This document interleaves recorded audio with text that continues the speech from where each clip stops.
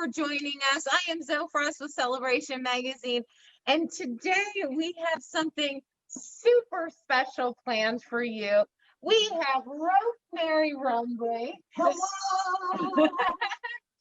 Rumbley Bean. Hello.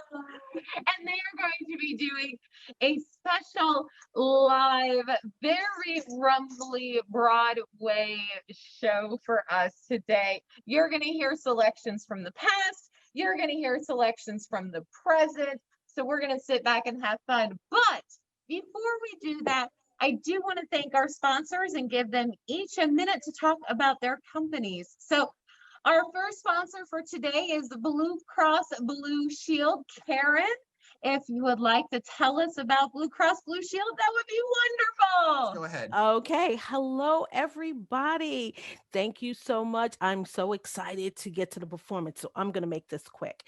Everybody, if you don't know me, I'm your Blue Cross lady. I am Karen Trevette from Blue Cross Blue Shield, here to help you with your healthcare needs.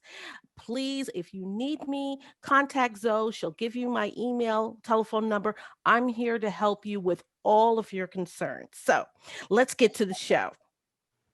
All right, well, thank you so much, Karen. And like Karen said, if you have anything that you need, I can easily get you in touch with her in regards to your Medicare insurance. Now, one more introduction before we start, and that is Jennifer with Holiday Retirement. Jennifer, why don't you tell us about Holiday? Hi, everyone. I'm Jennifer French, and I am with the Bentley Senior Living Community, and we're part of the Holiday Senior Living family. Holiday has 261 properties all over the country, but we have 9 right around the Metroplex, so we'd love to help any of you find a new home and come home to a Holiday property. Our lifestyle, our entire motto is helping adults live better lives. We focus on an all-inclusive lifestyle at affordable prices, and we can offer 3 meals a day, all of your utilities, housekeeping, all sorts of other fun stuff. I'd love to chat with you about it and help you find your new home. Please, my information is on the website is on the screen, but Zoe can also connect you with me with anything we can do to help. Have a great show. Thanks so much, Jennifer. And I most certainly can. Jennifer will be able to help you get in touch with any of their locations all across the United States. So she'll be able to connect you with someone. So now, without further ado, the show must go on. Hello, everybody. I'm wearing sunglasses to look glamorous. Actually, I fell down and I have black eyes, but don't feel sorry for me. No one feels sorry for anybody that fell down because they got up and here I am. I'm starting off with a parody. I have to have 2 pairs of glasses here. There's no business in show business because show business is dead. Every stage is dark and doors are battened. Theaters are closed and oh so bleak. There's no people in Manhattan. The city's barren and up the creek. Show people now are sad people. They're all out of a job. Some are doing shows that they term virtual. That's all right, but are they cultural? The vaccine's good. It's good for us, so it's a go. Let's go on with our show. Now that's a pretty bad parody of a great show, great song that Irving Berlin wrote.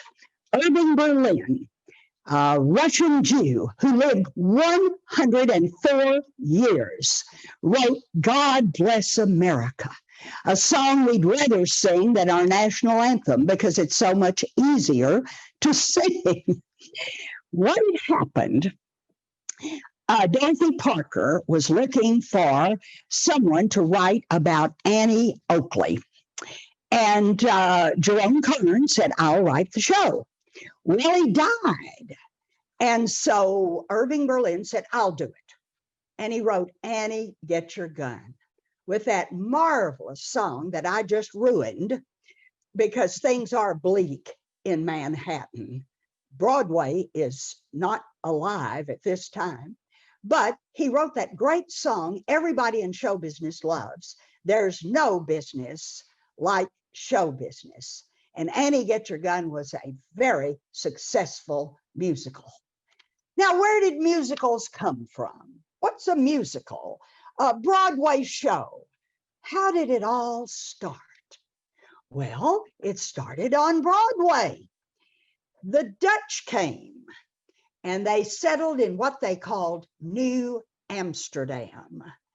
And various cities were formed on this island. They bought the island, the Dutch bought the island from the Manhattan Indians, called it Manhattan. And the Indians had a trail from the very southern part of that island of Manhattan all the way north, and the Dutch would settle where the town from which they came from the Netherlands, they would call the little town where they in Manhattan. Some came from Brooklyn. That's Brooklyn in the Netherlands. Some came from the Bronx in the Netherlands. Some came from Harlem in the Netherlands. So they had this trail all the way up from southern Manhattan Island all the way up to the very top of the island. There was a trail. And when the Dutch settled on that island, they kept that trail and called it Broadway. Now, the Dutch loved shows. They created theater there on Broadway. Those Puritans, now the Puritans were over in Massachusetts. They would not approve of a show, no showbiz for the Puritans. They were pure. They believed if you were having a good time, you were sinning. The Baptists lean in that direction, and that's why the Methodists have such a good time. The Baptists are always on a guilt trip. Oh, we shouldn't have done that. Oh, shouldn't have done that. So the Dutch, wanting a good time, built theaters, and they built them on Broadway. And that started very early in the history of New Amsterdam, which became New York. In fact, in 1850, a man was opening a show, a play on Broadway called The Crook, 1850, opening this show. Across the street, another theater owner had brought over from Paris, from the France, a ballet troupe had come from Paris. And he was featuring ballerinas. Now, American women would never put on a tutu or a leotard, but they'd go watch some French girl in a leotard or a tutu. So he brought over these ballerinas. They were to perform across the street from the play, The Crook. But unfortunately, the theater that housed the ballerinas, the ballet, burned to the ground. Now, this man is hung up with a bunch of ballerinas. So he crosses the street and asks his friend, "Aren't you opening a show?" "Yes." "What is it?" "The Crook." "Any good?" "How would you like a ballerina ever so often to come in and do a dance?" "Okay, we'll try it." Now, the audience went into that theater at 7 p.m., came out at 11 p.m. They had seen 2 shows, but didn't know it. They came out and said, that was the weirdest thing. Every time the dialogue got a little boring, a ballerina came out, but we loved it. And these 2 men said, "We've got something. We've got something. It's different. It has dancing. We'll add a few songs." And they created by accident the first American musical, The Crook. And it ran for 4 years. The Crook, the first musical ever presented in the world. And then people began to write for it. Victor Herbert, Jerome Kern, and various writers would write these musicals. And then, of course, the great Rodgers and Hammerstein wrote the great ones that came along later in America. Now, no business like show business. It's always been the favorite of all people in show business. Fortunately, I was able to play Dolly Tate, the girl that loses a guy, the underdog in Annie Get Your Gun at Casa Manana. I really always enjoyed coming out at the very end and singing, "There's no business." You can't find a better song. But there are other musicals. And one that not everybody knows about is titled Plain and Fancy. Now, Jill and I got involved with Plain and Fancy because my good friend, Bill White, who was the choir director at Sunset High School, Dallas, Texas, decided to give a musical in Dallas. He was one of the early high schools to present a musical. Now musicals are given in all of the high schools, junior highs, elementary. Everyone's so talented, and that's great. And Bill White decided to give the musical Plain and Fancy. Now, this is the story of some Amish people who meet some New Yorkers, and now their lives were so different. Well, Bill called me and he said, "This show has 2 children in it, 9 and 10. You have children, Rosemary, 9 and 10, and I know you well, and you won't be a stage mother, but may I borrow your 2 children for this musical?" I couldn't get them down to the stage quick enough. And Jill played a little Amish girl. She was 9 years old, 10. No, Phil, her brother, was 9. He played a little boy. Jill played a little girl, 10 years old. And to show you the value of theater, it's so good for children to study theater because you have to memorize your lines. It's important to have that all by memory. And once you learn those lines, you never forget them, ever. And so I've asked Jill to sing her song and tell about it, what it is. It's a cute little song. And this is from the musical Plain and Fancy. This afternoon, Jill and I are bringing back Broadway. I said it was dead. It is, but it's alive at Celebration Magazine and with all of us this afternoon. So Jill hasn't forgotten this song. She learned it when she was 10 years old. You didn't even have to review the words. No, once it's engraved in you, you can sing it. So Jill, tell about your song in the musical Plain and Fancy. So the song is actually titled Pennsylvania, PA, A to Z. So I remember being backstage, my brother and I, and a lady took us under her wing who happened to be one of the stars of the show. Her name is Sally Saldo, who's performed at Casa Manana as well as the Dallas Summer Musicals. And the thing is, she brought us on, and then one of the gentlemen lifted me on top of a barrel, and I sang this song titled Pennsylvania, PA, A to Z. And it goes like this. Asparagus, broccoli, cauliflower, dandelion greens, and escarole, fennel and grapes, and honeydew melon, iceberg lettuce on the salad bowl, juniper, kale, and lovely lentils, mushroom, nutmeg, okra, peas, quinces, rutabaga, squash, tomatoes, onions sweet like strawberries, vinegar, also watermelon, eggplants planted all in rows, yams and spinach. And the chorus said, no. Sauerkraut, no. Zucchini. And they said, yes. So there you go. A to Z, Pennsylvania, PA. Very good, Jill. Didn't miss it, didn't have to review it, just always remembered it. Well, from Plain and Fancy, we're going to my favorite lady, that's Carol Channing, with Gentlemen Prefer Blondes. Carol was from Vermont, the state of Vermont, and she had this unusual voice.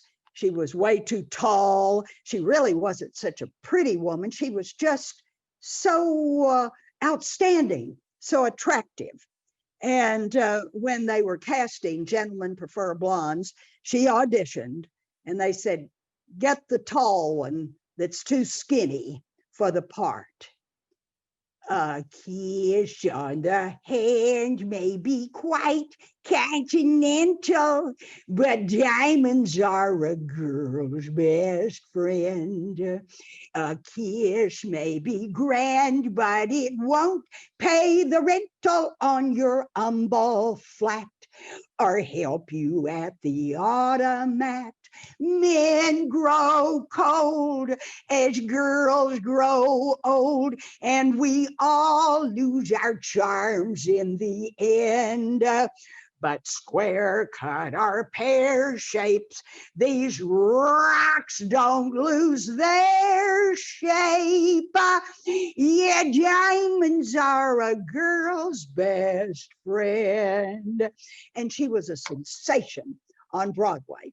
Now, I got to meet Carol Channing in a very unusual way. I was teaching at Dallas Baptist University, and we were giving Hello, Dolly. And she was singing, performing at the Fairmont.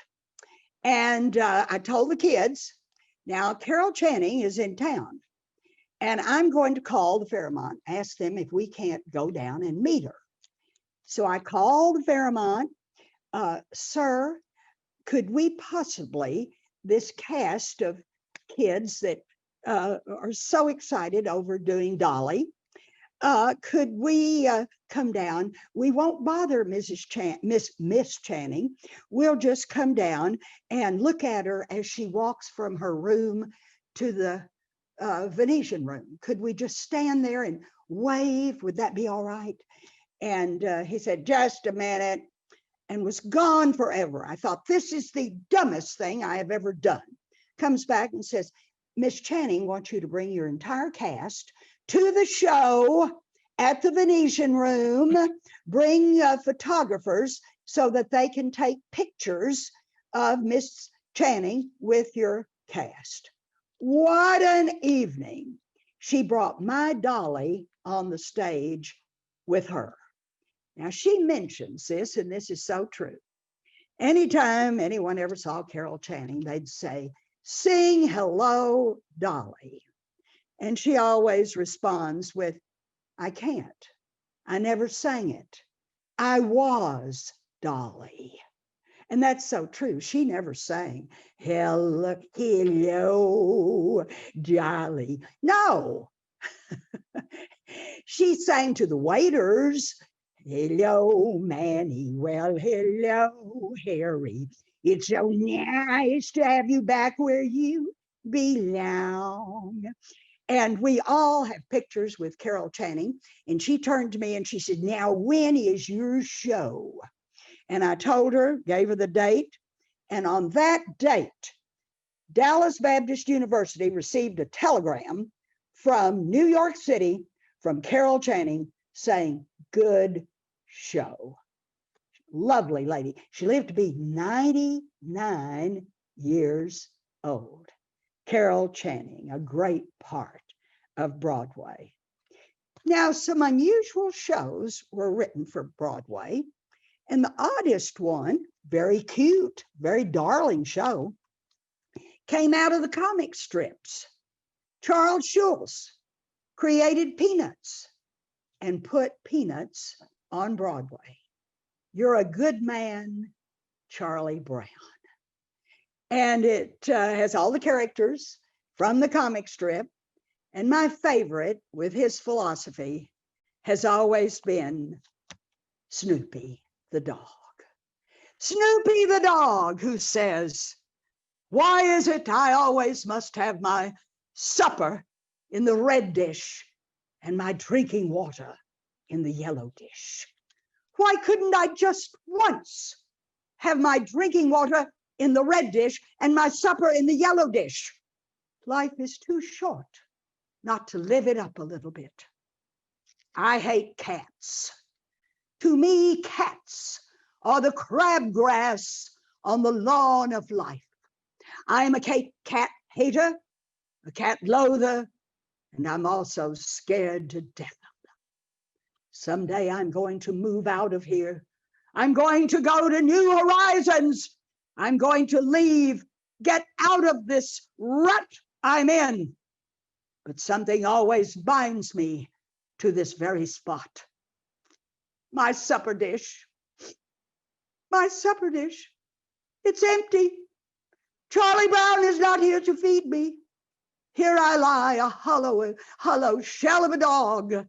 And there's my supper dish empty. But he'll remember. He'll remember. He'll come out to the doghouse and it'll be too late. There will be nothing left but bleached bones of my former self. Hey, Snoopy, I've been calling you. It's supper time. Oh, it is. It's supper time. Supper time. Oh, yes, it's supper time. And when supper time comes, can supper be far away? Choo-cha-cha-cha-cha-cha. Supper time. Oh, yes, it's supper time. And when supper time comes, can supper be far away? Bring on the soup dish, bring on the bone, bring on the barrel and roll me home, because it's supper time. You've done it again, Snoopy. That was the showstopper in You're a Good Man, Charlie Brown. Shalom Aleichem wrote stories beloved by the Jewish people and Gentiles, actually, in Europe. He would always write of better times. Things would get better.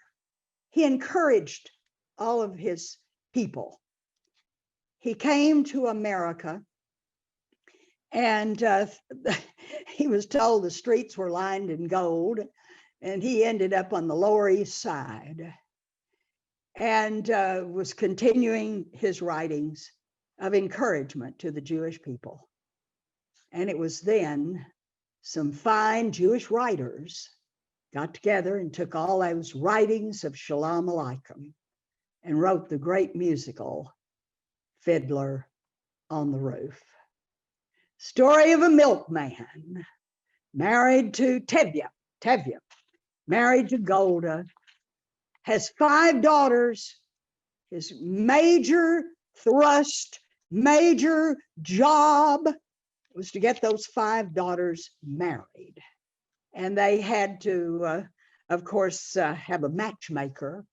That's such a great song. Matchmaker, matchmaker, make me a match. Find me a find, catch me a catch. Did I ever sing that song?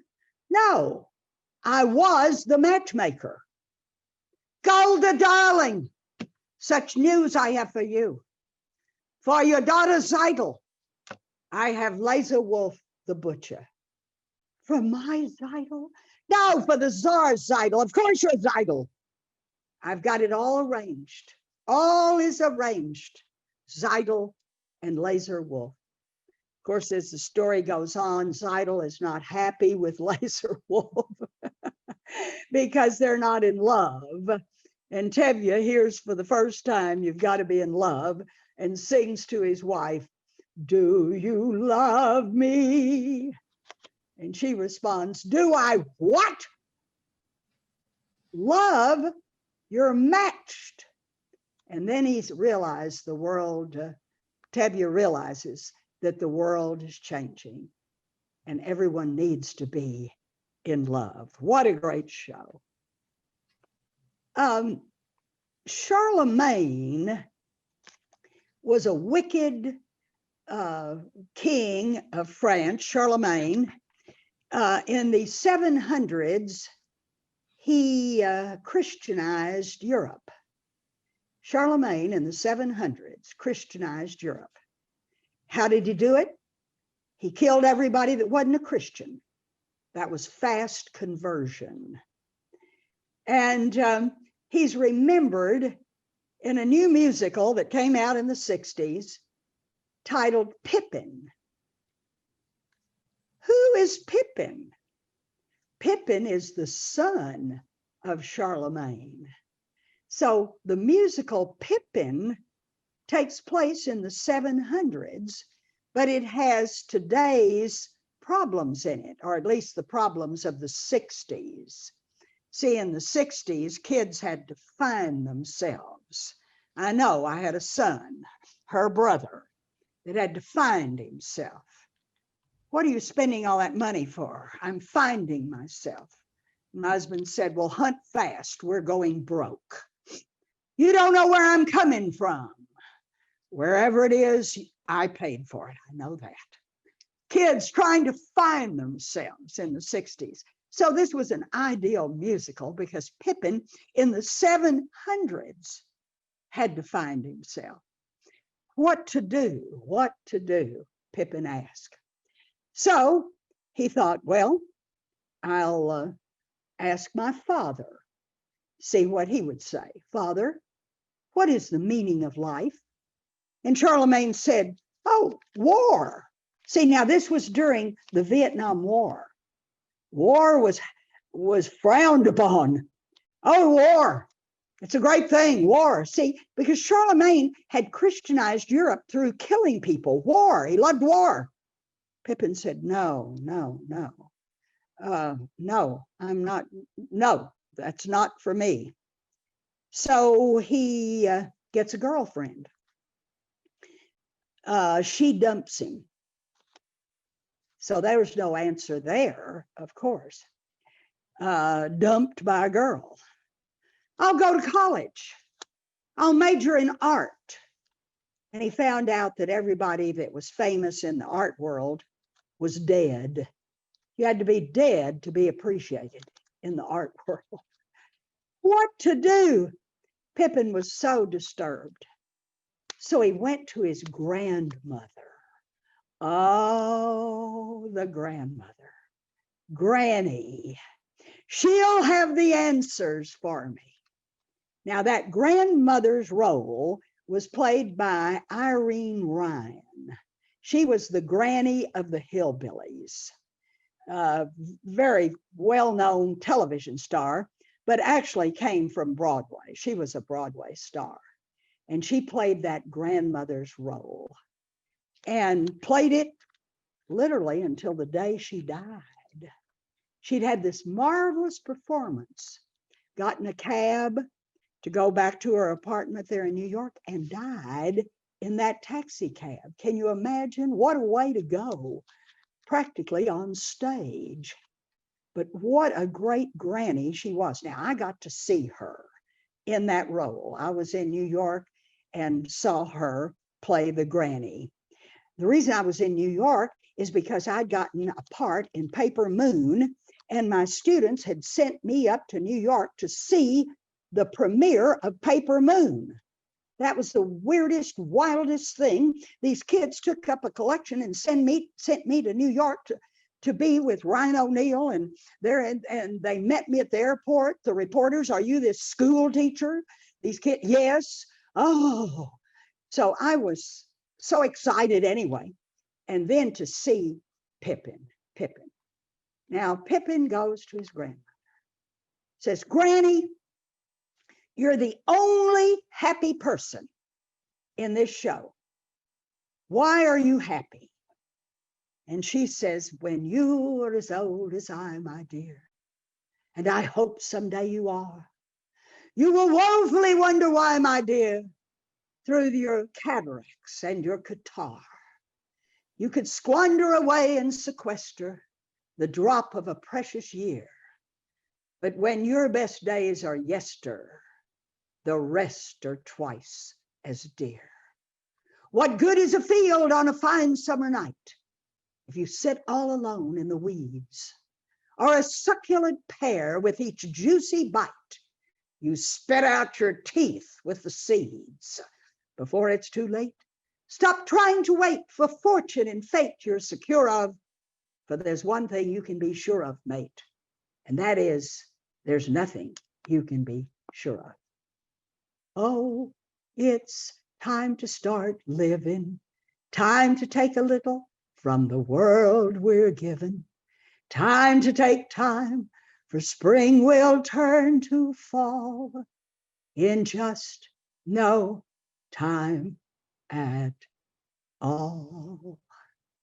What a great message to a young man, and it came from his grandmother. Don't you love it? Now, Jill, I've set you up really well. Yes, you Jill's going to take over somewhat now and do a couple of musicals. I wish you were live. I'd say, anyone have any questions about a musical? Well, sorry, we'll get together after this is all over with and Broadway once reopens. But right now, the scene is going to Jill. Well, the year is 1978, and the musical The Wiz hit Broadway.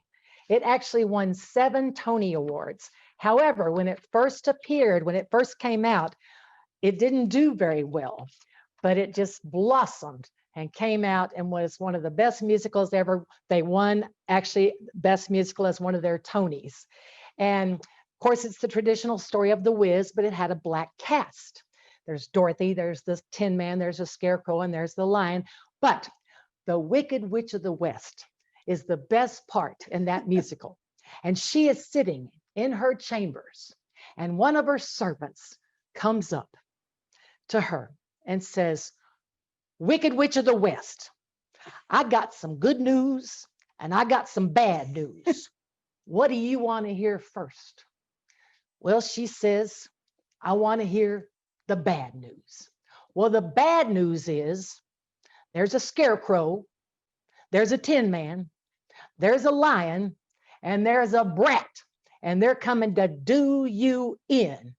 And the Wicked Witch of the West says, "Nobody does in the Wicked Witch of the West." And then she asks, "Well, if that's the bad news, what's the good news?" And the servant says, "The good news is there ain't no more bad news." And so the Wicked Witch sings this great song titled, "Don't Nobody Bring Me No Bad News. When I wake up in the afternoon, which it pleases me to do, don't nobody bring me no bad news, because I wake up already negative and I've wired up my fuse. So don't nobody bring me no bad news. If we're going to be buddies, you better bone up on the rules, because don't nobody bring me no bad news. Because you can verbalize, vocalize, but just bring me the clues. But don't nobody bring me no bad news." Now, the title of that song has become a punchline in the Rumbley family. We grew up very happy children, and we could never, ever express bad news. So if I ever call Mother and tell her that I've got bad news, the chorus of that song goes, and Mother will sing, "No bad news, no bad news. Don't nobody bring me no bad news, because I'll make you an offer, child, that you cannot refuse. But don't nobody bring me no bad news." The Wiz. So the next time someone comes to you and says, "I got bad news," just respond by saying, "Don't nobody bring me no bad news." Well, we're going to fast forward to the year 2005. One of the greatest musicals hit Broadway. It's the musical Spamalot. Now, Spamalot also had 14 nominations for Tony Awards. It actually won 4. Now, Spamalot is the Monty Python version of the musical Camelot. There's Knights of the Round Table, there's frivolity, there's dancing, there's fun. But there's also a philosophical message. I love musicals that have philosophical messages. And there's this great song titled, "Always Look on the Bright Side of Life." Some things in life are bad. They can really make you mad. Other things just make you swear and curse. When you're chewing on life's gristle, Don't grumble, give a whistle, 'cause this'll help things turn out for the best. Always look on the bright side of life. Always look on the light side of life. 'Cause life is jolly rotten, in case you have forgotten. There's always a curtain where you can take a bow. Forget about your sin, give that audience a grin. It might be your last chance anyhow. So always look on the bright side of life. Always look on the light side of life. 'Cause life is quite absurd and death's the final word. You must always face the curtain with a bow. Forget about your sin, give that audience a grin. It might be your last chance anyhow. So everybody, always look on the bright side of life. Always look on the light side of life. 'Cause life can be a hit, and when you think of it, life's a laugh and death's a joke, it's true. You'll see it all a show, keep them laughing as you go. Just remember that the last laugh is on you. So everybody always look on the bright side of life. Always look on the light side of life. A great philosophical message that can even help us get through these tough times now. Always look on the bright side of life. In April 30th, 1985, the musical Barnum came to Broadway. That's right. The greatest show on earth came to New York City. Barnum's the name, P.T. Barnum. And on this stage right here at Celebration Magazine, the spot, you're going to see, bar none, every miracle, every wonder, every sight that my name represents. You're going to see Jumbo, the largest elephant in the world. You're going to see the great white whale from Labrador. You're going to see Tom Thumb, 25 inches from his toe to crown. But today, we are featuring the oldest woman alive, Rosemary Rumbley. Now, are you really the oldest woman alive? Yes, I am the oldest woman alive. So what have you been doing all these years? Well, I started off as a stripper at Baby Dolls, but I had to give up that career. I outgrew my costume. You were a stripper? Yes, unfortunately, I gave that up, and then I became a nurse. A nurse, like you tended to the sick? No. I became the nurse to a bouncing little baby boy. What a charmer. What a great little boy he was. Well, George Washington. Oh, who was that boy? Yeah, George Washington. George, little George. I made him what he became, the President of the United States of America.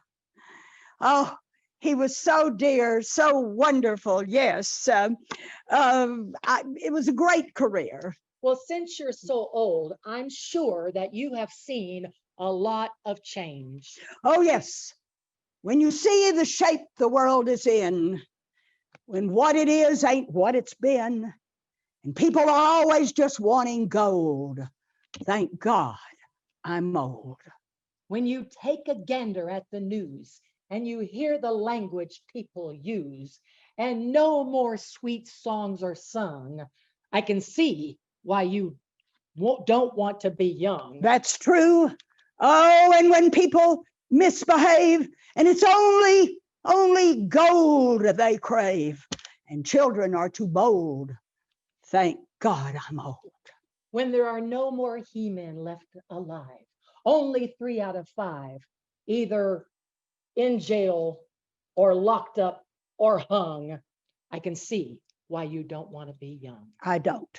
Well, what do you plan to do now? Well, I plan to continue giving programs on Zoom. All of you marvelous people out there, I plan to keep going. As the oldest woman in the world, that's the way I will be billed. And I keep planning to give speeches and all. Oh, by the way, I didn't share this with you, but I was with George Washington when he discovered America. That was Columbus. I took care of him too.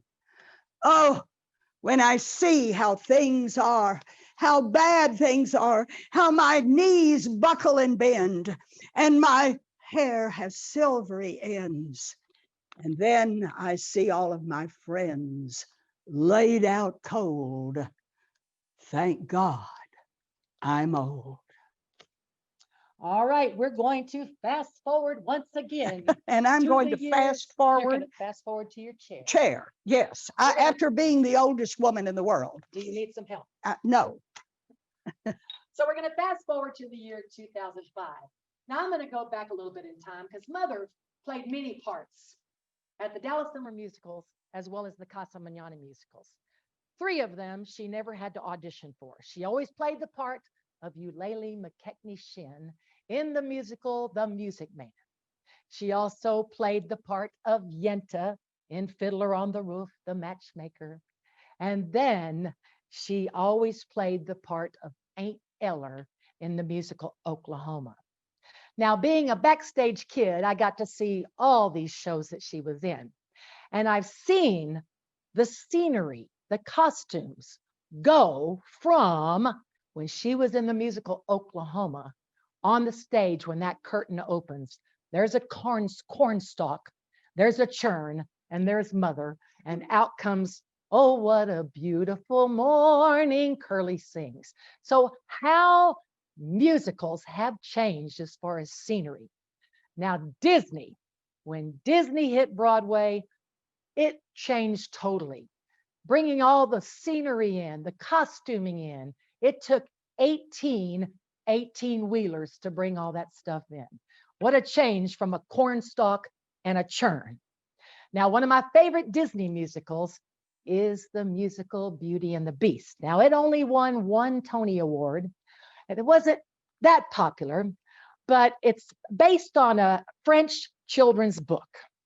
And one of the title songs from that musical is the song Be Our Guest. And today, Mother and I would just like to thank you all for allowing us to be your guest via Zoom today. So this is Be Our Guest.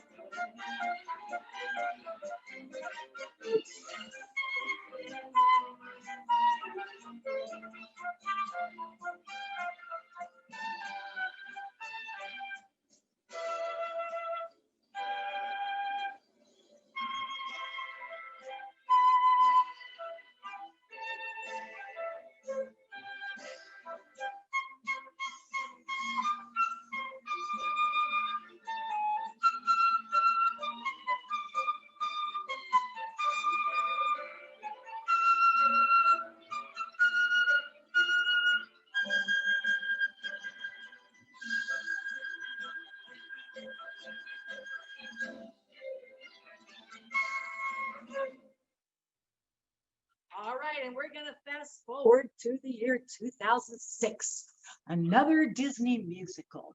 Now, this musical actually had 10 million people attend this show on Broadway.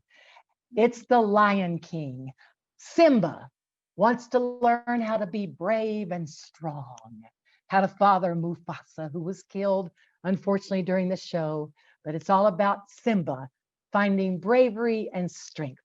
This musical won many Tony Awards, and you talk about costuming, giraffes walking down the aisle, elephants walking down the aisle. It was amazing to see. But one of the great songs from that musical, which Simba sings, is I Just Can't Wait to Be King.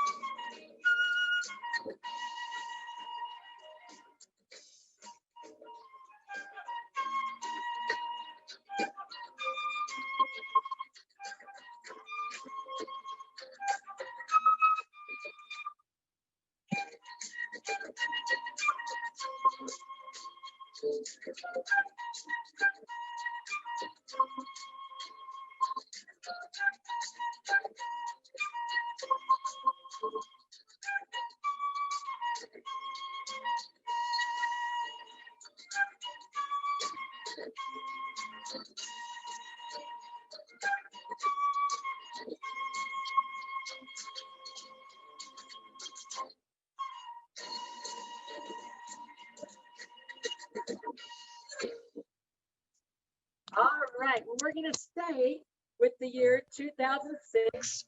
And this is our last musical, my favorite musical of all. It's the musical, The Drowsy Chaperone. The Drowsy Chaperone, Mother and I got to see it on Broadway, 2006. It's a musical which takes place in the 20s. Two guys and a girl actually wrote this at a party, and they knew they had a hit. Again, dancing, frivolity, fun, and boy meets girl, boy loses girl, boy finds girl. Sutton Foster played the lead on Broadway. She played the part of Janet Vandergrift. And Janet decides she doesn't want to be a star anymore because she wants to get married. But the greatest part in this musical is the part of the drowsy chaperone. She stays drunk throughout the whole show. She's holding a martini constantly through the show. But she sings this song that sort of puts things into perspective. We can kind of use the advice of this song now with this crazy pandemic going on right now. And again, she stays drunk. So as she gets to the end of the lyrics of these songs, she has trouble remembering. But the title of this song is As We Stumble Along. And it goes like this. As we stumble along on life's funny journey, as we stumble along into the blue, we look here and we look there, seeking answers anywhere, never sure of where to turn or what to do. Still we bumble our way through life's crazy labyrinth, barely knowing left from right or right from wrong. But the best thing we could do is hope a bluebird will sing his song. And here's where the liquor kicks in. As we bumble, crumble, fumble, grumble, mumble, plumble, tumble, as we stumble along. So keep stumbling through life and always look on the bright side of life, and don't bring me any bad news. Well, I'm going to conclude this with our philosophy of life, and it goes like this. What good is sitting alone in a room? Life is a cabaret. It's like a Broadway musical with a lot of intermissions along the way. Life is not always easy. It has many ups and downs, but that's what keeps it interesting. In the Bible, Mother and I love the scripture, Matthew 6:34 tells us to live each day for itself. In the movie Gran Torino, Clint Eastwood said, tomorrow is promised to no one. So climb aboard this red carpet ride called life. Live each moment as though it were your last. And remember, life has no remote. You have to get up and change it. Thank you so much. yes, thank you thank so you. Well, much. let me We turn appreciate it. myself on. Turn yourself on, Mother. There, and now I'm on again. I didn't know I was going to tell this story. May I tell a story? Of course. It has showbiz. Jill was mentioning about being drunk. I train my children with fear. The fear of the Lord is the beginning of wisdom. King Solomon said that. King Solomon had 1,000 wives, and that's when he asked for wisdom. Now, that's the way I always just scared my kids to death. I'd have control. Well, I was appearing in a dinner theater. I wrote this for Celebration magazine. You did? I did. You have this story if you read the magazine. I was in a dinner theater at Granny's dinner theater with kooky Ed Burns. Kooky, lend me your comb and all that. Well, he played the lead. I played his mother. We were the same age, but I always played a character part anyway. So we were giving a show, and those shows in those days, as we've brought out in these musicals, they were stupid. And so Jill, how old, 10, 11, 12, wanted to see the show. Well, yeah, sure, you can see the show. There's nothing wrong with it. It's just a farce. So she came to the show. Well, it just happened that evening at intermission, a man in the audience dropped dead. Well, of course, what are we going to do? They took him off, and they said, do you want to continue the show? Oh, yeah, we didn't know him. Go on with the show. So we finished the show, and I was coming from backstage to the dining room where Jill was, and she was standing by the table where this man had died. And she said, Mother, look at this table. Alcohol, cigarettes. You're right. You smoke, you drink, you die. Sad but true. Well, thank you so much for allowing us to be wherever you are. Well, today. yeah, I hope you had a great time, Thank you. everybody. We miss the audience, and but that's just the way it is.